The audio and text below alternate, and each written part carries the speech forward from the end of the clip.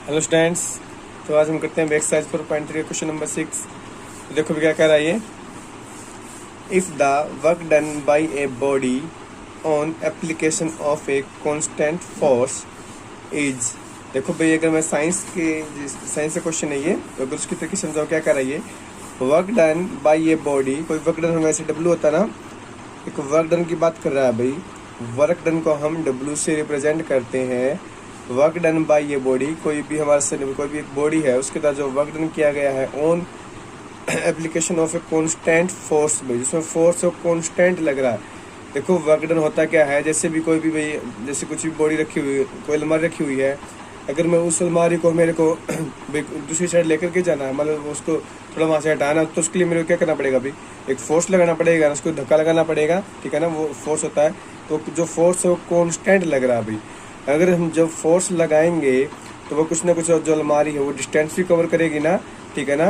तो जो अगर हम डिस्टेंस की और जो फोर्स की अगर हम मल्टीप्लाई कर देते तो वो हमारा वर्क डन होता है, ठीक है ना। देखो भी क्या कह रहा है सबसे पहले तो, if the work done bye a body on application on constant force is directly proportional by, यानी कि जो वर्क डन है ये होता है इस तरीके से हमारा directly proportional to the distance travelled by the body by.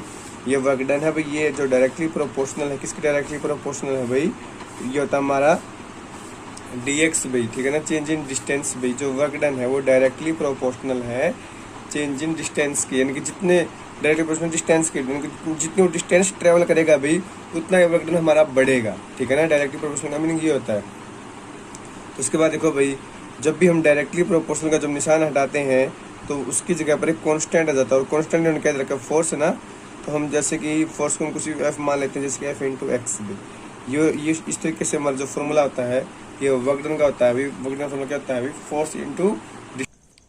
तो ठीक है भाई, लेकिन हमको इस क्वेश्चन को साइंस के तरीके से नहीं करना है, हमको इसको मैथमेटिक्स तरीके से करना है। हमको एक्स और वाई की फॉर्म में मानना है, ठीक है ना। हम वाई को मान लेते हैं, let y be the work done by the body, ठीक है, and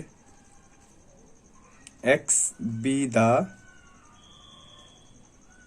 distance travelled by the body. आगे देखो क्या कह रहा है, जो फोर्स है वो तो कांस्टेंट है भाई,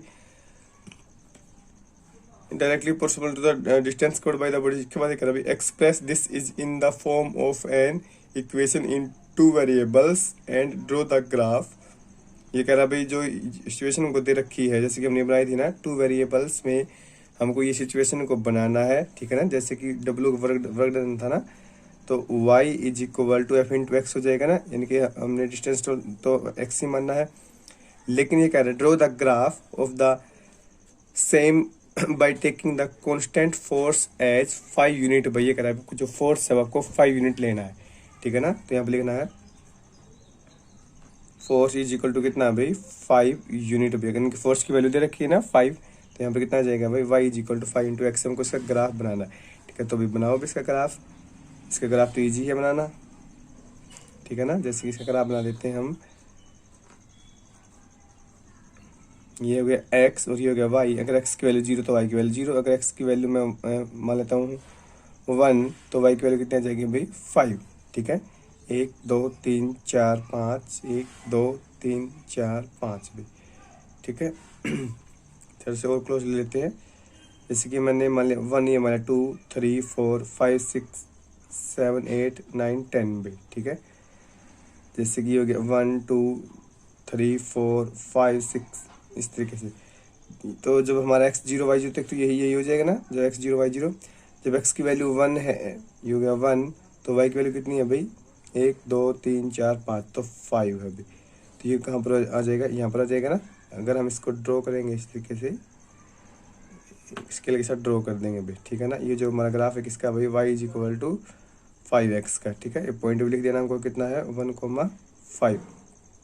इसके बाद और भी स्टेटमेंट कह रहा है भाई, also read from the graph the work done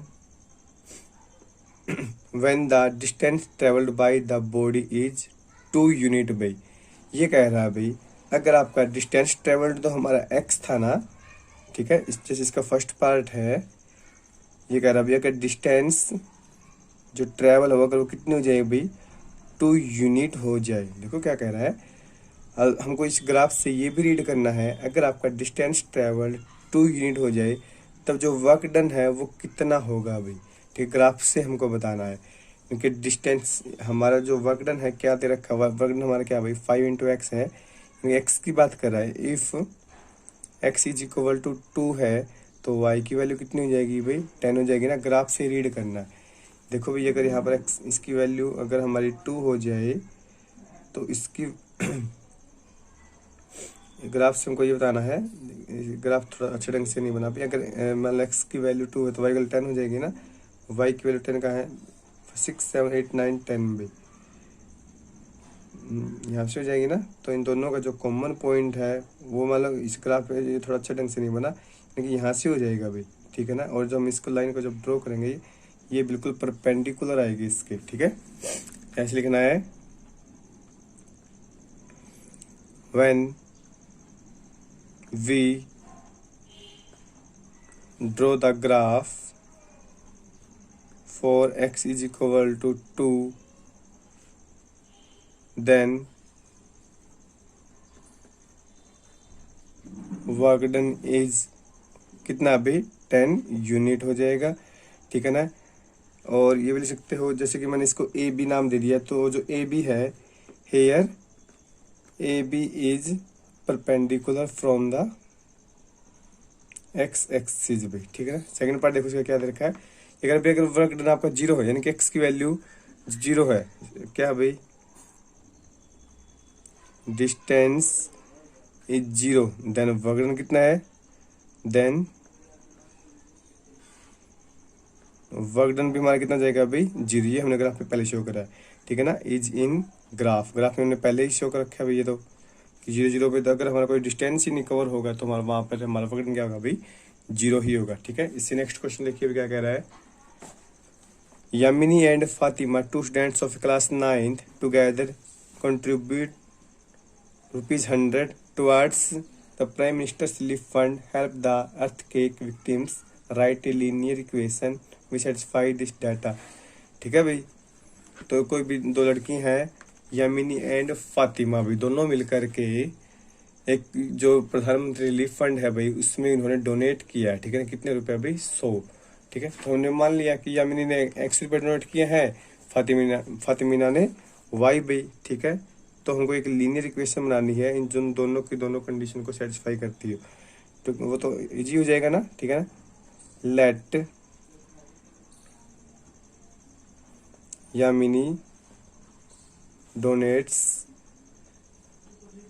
x रुपये भाई, ठीक है ना, एंड जो फातिमा है उसने डोनेट किए हैं भाई y रुपये, ठीक है। Then according to question, according to given data, जो इन दोनों को भाई सेटिस्फाई कर रही हो इनकी दोनों कंडीशंस को, तो क्या हो जाएगा भाई according to x plus y दोनों मिलकर के कितना कर रही है भाई 100 रुपये, ठीक है। इसके बाद